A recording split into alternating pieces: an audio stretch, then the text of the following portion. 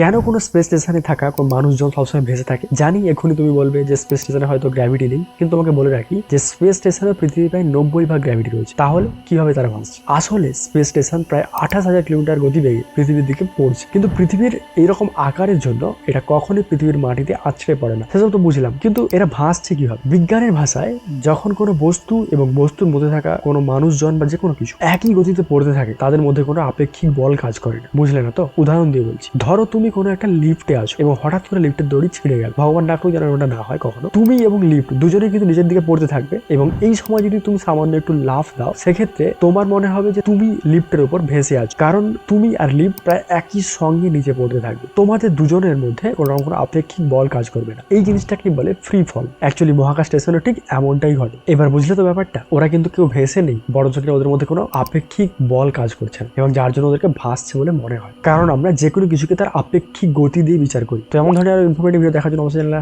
Subscribe করে রাখবেন।